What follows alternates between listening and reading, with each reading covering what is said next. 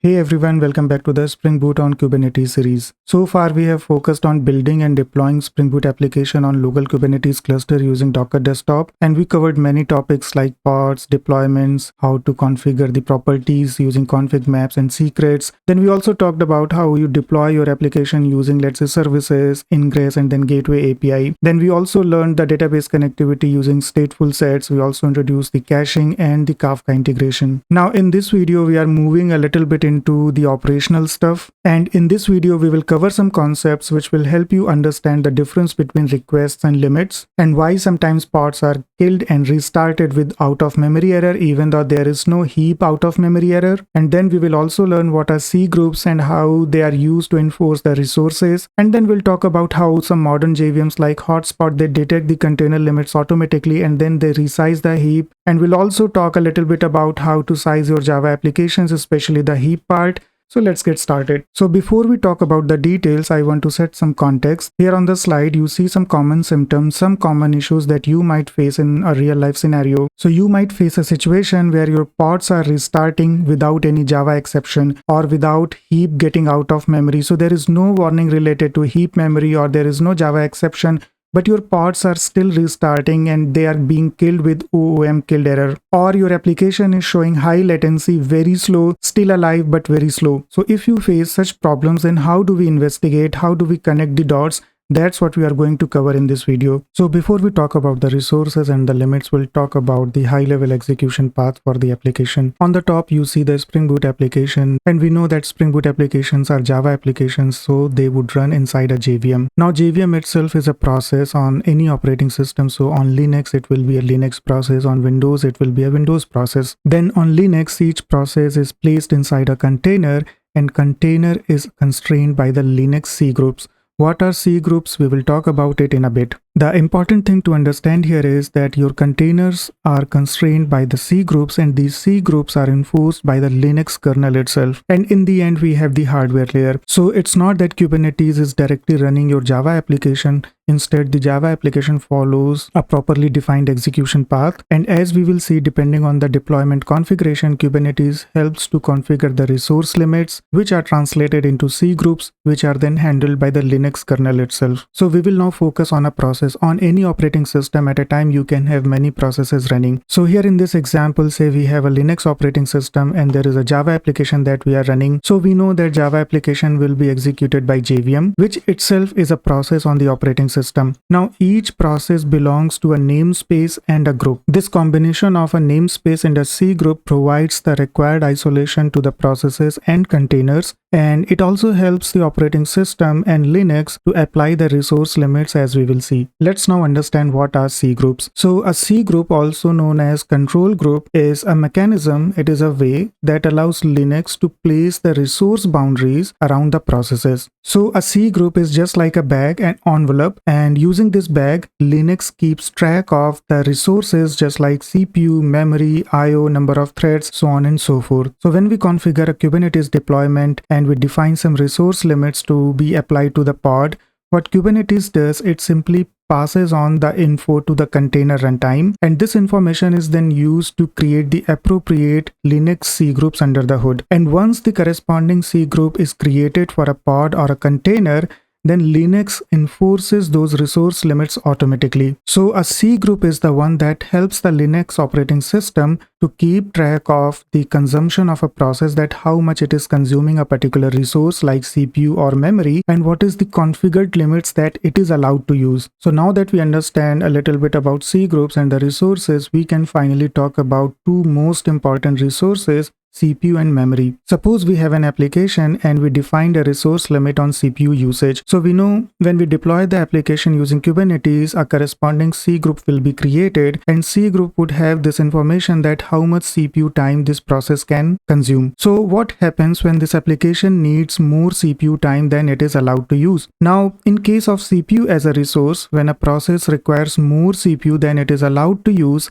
then Linux does not terminate the process. And this is important to understand. When a process requires more CPU, the process is not terminated. Instead, what happens, the process is throttled. Being throttled means the application will not get enough CPU time to complete its execution. That does not mean the process is killed or terminated. The process is still running. It is in a runnable state. It's just that it is not getting enough CPU time. Hence, in case of CPU as a resources, when the application or the process requires more CPU time than it is allowed to use, then we see higher latencies, because most of the time the process is waiting for the CPU to be available. And this goes back to the common symptoms that we discussed, that if the resource limits on CPU are set up incorrectly, then you would see higher latencies in your application. The application is still running, but it is slow. You will see higher latencies because the application is getting throttled. It is simply waiting for the CPU time that it is not getting because of the limits that has been set on the CPU time. Now, when we talk about the memory is a different.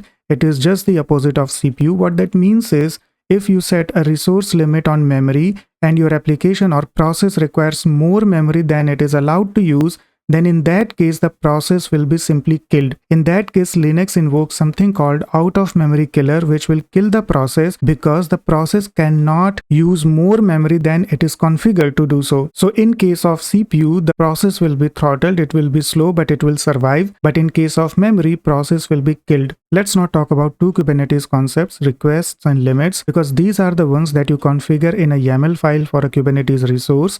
And these are the ones which help Kubernetes to actually create the C group and apply those resource limits. When we talk about the request, a request is used to reserve the capacity. It does not enforce any limit. So as we know, Kubernetes manages the cluster and it has many nodes. And when you submit a deployment, Kubernetes has to find a node that can run your application, that can run your deployment. So what requests are, when you configure a request, it is a hint to the Kubernetes scheduler that help the scheduler to find a correct node where your application can be placed. As an example, suppose I placed a request in my deployment.yaml that I need at least half a gig of memory. Then the scheduler would try to find a node that has at least half a gig of memory available. Hence, the request is used to reserve the capacity. It is a hint to the scheduler. As for the limits, limits are used to restrict the execution, and they come into play when the application is running. So when you configure a limit section in your Kubernetes resource YAML, then it is used to define the enforcement, the C group that must be placed on the process.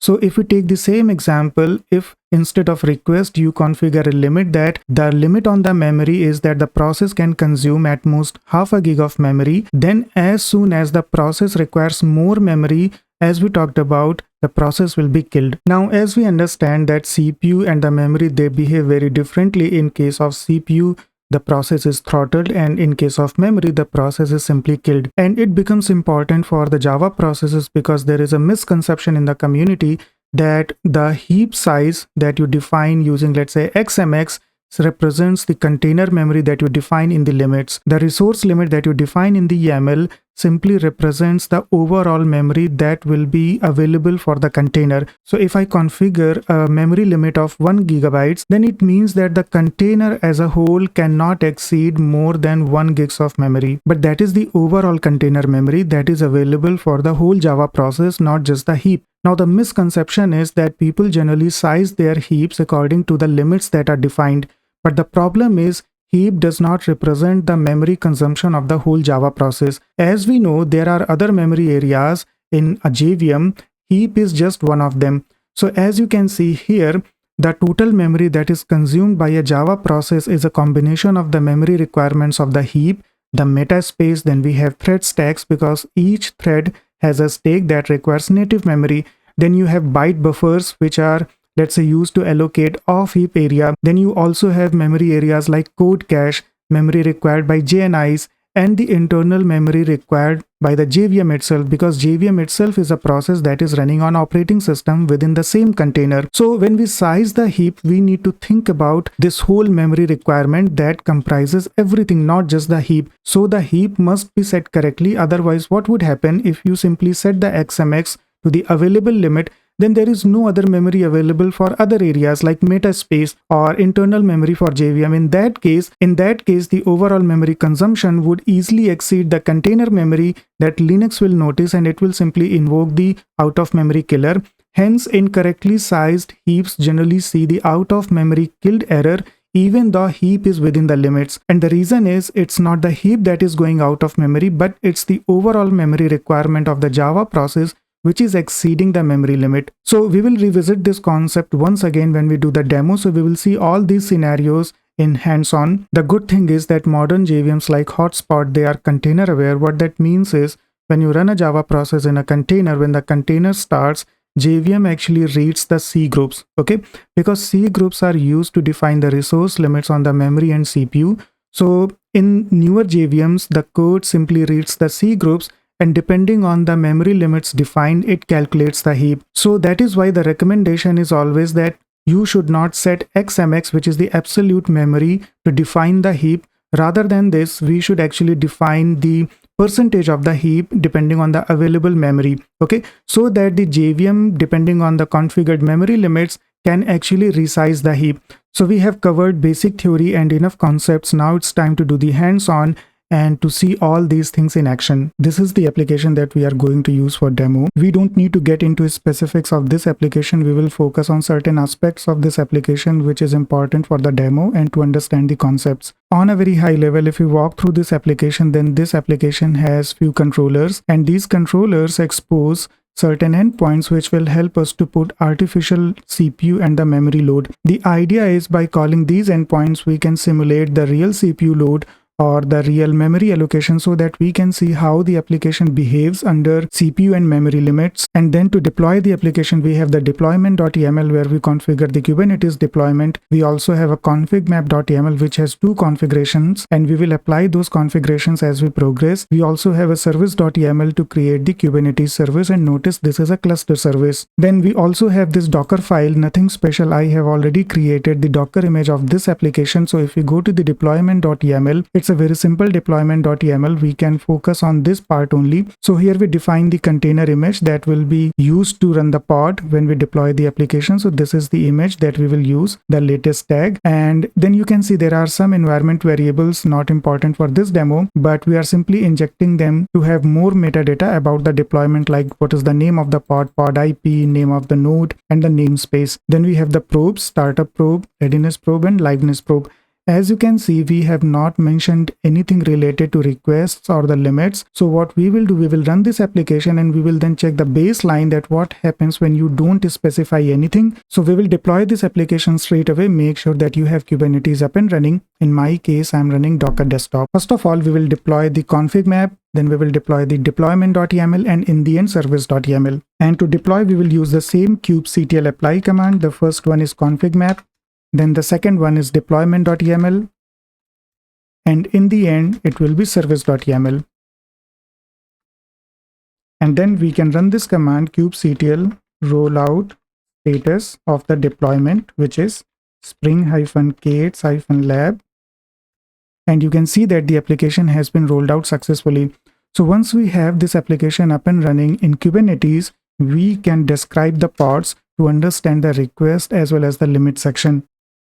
And this is the application that we are focusing right now. You can ignore these ones. They are different workloads running on my local system. So we will copy this one. This is the name of the pod for this application. And then we will run kubectl describe pod command. That will give us more details about this pod. So if we survey this pod, we can see that all the events were success, hence the application is running. As for the metadata, you can see that there is no mention of requests or the limits in this case. That means if you don't specify anything, there is no request and there are no limits to be enforced on this application. So even though there is no limits defined here, we know that a C group will be created for this application. The important thing is what is there in that C group when we don't specify any limits. So we know that on Linux, each container is a process and each process has its own C group. In order to inspect the C group of this container process, we need to inspect the process. And to do that, we need to run the exec command that helps us to investigate the process. So we will run kubectl exec command, then name of the pod, and then we will attach the shell so that we can run the commands. And now we can run some commands to inspect the C group. And here we will go into this directory sysfs, and in this directory we have a folder for C group like this. And here we can see there are a lot of files related to this C group. So the files that we are interested in is the memory.max file, which is this one. And in the same way there is a file cpu.max like this one. So if we want to check the details of the max memory which is available to this container, then we can see that it is simply saying that max. That means there is no limit. In the same way, if we check the CPU max, then you can see that this is the quota and all of the time is available for this container. So that means if you don't specify any limits for your Kubernetes deployment, so that means the corresponding C group will not have any limits on the memory as well as on the CPU. So now that we understand the baseline model and how to check the C groups of your container of your pod, we will now start experimenting with requests and limits. So for the next step, we will start with requests, and you can see that I'm on a different branch, and in this branch there is a single change in this deployment.yaml, and you can see that we have a new section in this deployment.yaml under resources, and in here we are defining the CPU and memory both requests. So we are saying that CPU is 250 M, and for memory we are defining a request for 512. So as we talked about this earlier, this is about reserving the capacity. So we are saying that when you deploy this application Kubernetes, find me a node which has at least this much of CPU available and this much of memory available before you deploy my application on that node. Although on my local, since there is a single node using Docker desktop, so it does not matter much. But in a real application, if you have some requests that, let's say, your application should run on a node that has at least 5 gigs of memory available, then you can define such sections in your deployment.yaml. So what we will do, we will again deploy this application because there is a change in the deployment.yaml, and then we will understand what happens to your pod. Is there any info in that pod that tells Kubernetes about this request, and what happens to your C group? And we will redeploy this application. So we will again say this kubectl apply -f and deployment.yaml, and then we will wait for the rollout. And I made a mistake, it's Spring K-Slab. So we can see that the deployment has been rolled out. Let's run the same steps again to find the pod, and the pod is this, and then we will run kubectl describe command like this. So in here you can see that the pod is more or less the same, but this time there is a new section which says requests, and this section matches this particular section which you defined in the deployment.yaml, and that is how Kubernetes knows about the request that we made, that it has to find a node that matches this criteria. In the next step, we will again run the exec command and we will check what happens to the C group. So let's do that kubectl exec, and again we will run the shell. Let me correct the command like this, and this time we will run sys C group memory.max. You can see that it is still max, and if we check the CPU, then you can see that it is also max. So what that means is the request that you define has nothing to do with the quota or the limit that is enforced on the C groups. It is just that you are asking for a capacity that find me a node that has this much memory or this much CPU, but it does not tell C group or Linux anything about the limits that it has to enforce on the process. The request is only a hint to kubectl scheduler to schedule your pod. So now that we understand the request, we can finally start experimenting with limits. So let's move on. Now this time, along with the request, we will also configure the limit. So in the same deployment.yaml, you can see that we have a new section for limits, and here we are defining limits on CPU and memory both. For the memory, we are saying that 1 gigs of memory is the limit, and for CPU it says 1. Now 1 here does not mean that your application has access to one CPU only. In fact, all the CPU cores which are available for your application can use that. The limit of 1 here means that the execution time worth 1 CPU. So what that means is, suppose this limit is translated to 100 milliseconds of cycle or 100 microseconds. So that means as soon as your application exhausts its runtime of 100 millisecond or microsecond, it will be throttled. And within this 100 microsecond or 100 millisecond cycle, it does not matter how many CPU core it gets access to. It could happen that during that time it can be switched over to, let's say, CPU core 2 or 3. So it is allowed. It's just that the execution time that puts the limit on your application. So now that the limit is added, we will redeploy this application. We will perform the same number of steps to understand the behavior of the C group as well as the pod. And we will redeploy this application by running the same command that we have been doing. And then we will wait for the rollout, which has been done. And then we will get the pods. And this is the pod. And then we will describe the pod by giving the new pod ID. Now this time, as we will see along with the request, we should also have the limit section. And we can see it here. Now we have the limit section instructing Kubernetes that there is a limit enforced on this application for CPU as well as the memory. The request remains the same. Now, since the limit is now applied, what would happen when Kubernetes creates the pod? It will also instruct the Linux container or the container runtime to create the C groups and apply those limits. So this time when we inspect the C group, we will see the limits enforced. So let's go to the C group and check the limits. So we will run the same exact command. So let me change the pod ID, and then we will run the same commands, which is sysfscgroup and then memory.max. And this time we see a value here. Earlier it used to be max, which means no limits on your memory. But since we applied the limits this time to Kubernetes deployment, the corresponding C group now has a limit. And if we translate this value, this is in bytes, and if we translate this value, this will be roughly 1 gig that we defined here. Similarly, if we check the CPU value, so you can see that this is the execution time of one CPU, and we defined the execution time worth one CPU. Hence, the limit is, or the quota is exactly the same value, which is 1. So what would happen if we change this quota? Say we want to change the limit to, let's say, 0.5, then that means half the execution time of one CPU. Alright, so you can change this to 0.5, and then you can inspect the C group and you will see the quota being changed to half of this value.